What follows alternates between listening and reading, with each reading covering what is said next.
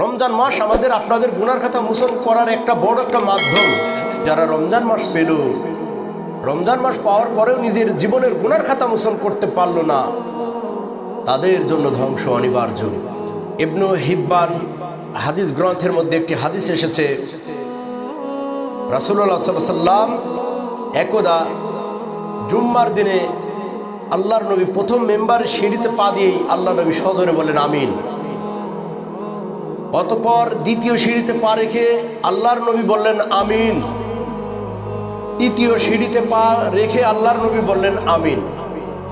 বিভিন্ন বিষয়ে আলোচনা করলেন। আলোচনা করার পর আল্লাহর নবী মেম্বার থেকে নামলেন। নামার পরে সাহাবা একরাম বলেন, ইয়া রাসূলুল্লাহ, ইতিপূর্বে আমরা কোনোদিন আপনাকে মেম্বারে আহরণ করতে দেখেছি, উঠতে দেখেছি, কিন্তু তিনবার আমিন বলতে শুনি নাই। আজকে কেন আপনি তিনবার আমিন বললেন? আপনি যদি আমাদেরকে বলতেন আমরা উপকৃত হতাম।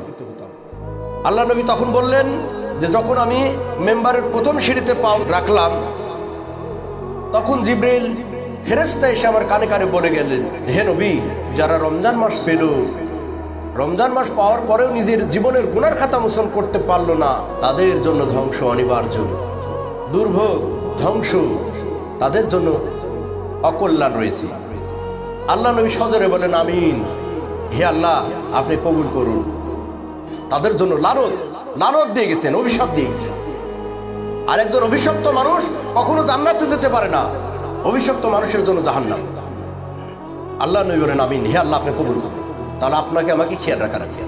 দ্বিতীয় সিঁড়িতে বিশ্বনবী যখন পাও রাখলেন, সজোরে আমিন বললেন, ফেরেশতা এসে বলে গেলেন, হে নবী, যারা পিতামাতা জীবিত পাওয়ার পরও পিতামাতার খেদমত করে যারা জান্নাত নিতে পারলো না, নিজের গুনাহগুলো মোচন করতে পারলো না, তাদের নাক ধুলায় দূষিত হোক, ধ্বংসপ্রাপ্ত হোক তারা, অভিশপ্ত হোক তারা।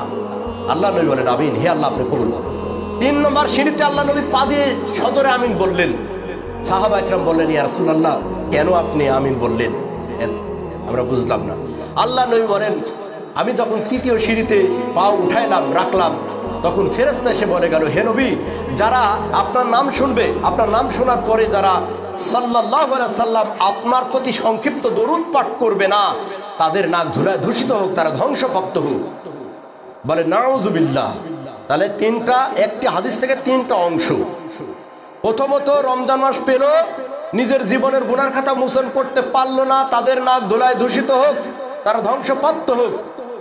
2 নম্বর, সিঁড়িতে পা দিয়ে আল্লাহর নবী পা যখন রাখলেন, ফেরেশতা এসে বললেন, যারা পিতামাতা পেল কিন্তু পিতামাতার খেদমত করে জীবনের গুনার খাতা মোচন করতে পারলো না, তাদের নাক ধুলায় দূষিত হোক।